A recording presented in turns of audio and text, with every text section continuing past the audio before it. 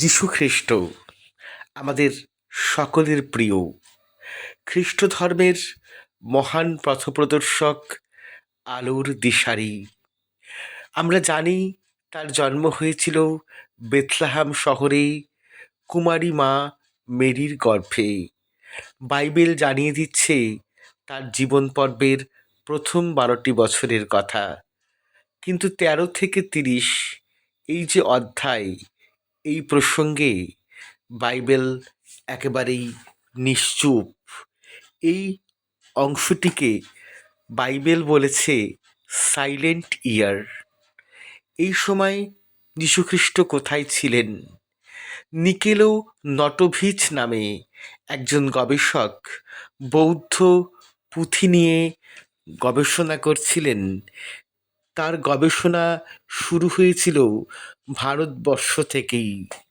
তিনি হেমিস মনেস্ট্রিতে গবেষণা করেন এবং সেখান থেকে জানা যায় যীশুখ্রিস্ট তার এই সাইলেন্ট ইয়ারের পর্বটি ভারতবর্ষে কাটিয়েছেন।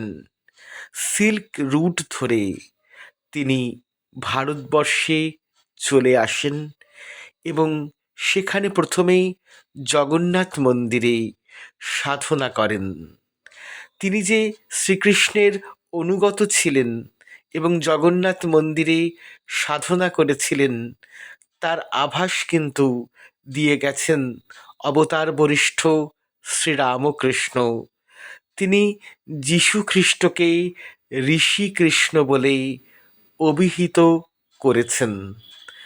ভারতবর্ষে একটি বিশেষ শৈব পরম্পরা রয়েছে। সেই শৈব পরম্পরাটির নাম নাথ পরম্পরা।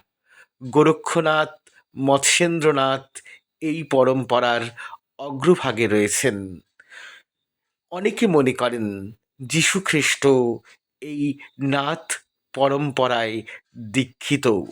স্বামী যোগানন্দ, যিনি সারা পৃথিবীতে ক্রিয়াযোগের প্রচার এবং প্রসার ঘটিয়েছেন, সেই স্বামী যোগানন্দজি জানিয়েছেন তিনি স্বামী চেতননাথের কাছে ক্রিয়াযোগে দীক্ষিত হয়েছিলেন। সেই দিক থেকে বিচার করলে যীশুখ্রিস্ট নাথপন্থী একজন যোগী। তার সাধনায় বৌদ্ধ সাধনা এবং অদ্বৈত বেদান্ত সাধনারও কিছু অংশ জুড়ে ছিল বলে স্বামী অভেদানন্দ মনে করেন। স্বামী অভেদানন্দ এটাও জানিয়েছেন যীশুখ্রিস্ট বৌদ্ধ মনেস্ট্রিতে কাল যাপন করেছিলেন। যীশুখ্রিস্ট এরপরে ফিরে যান তার শহরেই, প্রচার করেন তার মত। তার মৃত্যু হয়েছিল ক্রুসিফিকেশনে, কিন্তু ক্রুসিফিকেশনে তিনি মারা যাননি। চেতননাথ তার অর্ধমৃত শরীরকে বাঁচিয়ে তোলেন এবং তিনি ভারতবর্ষে ফিরে আসেন হিমালয়ের শান্ত কোলে। সেখানে তিনি জীবনের শেষ দিনগুলি কাটিয়ে গেছেন এবং জানা যায় যে কোনো একটি বৌদ্ধ মনেস্ট্রিতেই তার সমাধি রচিত হয়েছে। তবে খ্রিস্টানরা এ বিষয়ে একেবারেই বিরুদ্ধ মত এবং নীরব। সে যাই হোক, আধ্যাত্ম সাধনার পৃষ্ঠভূমি ভারতবর্ষই।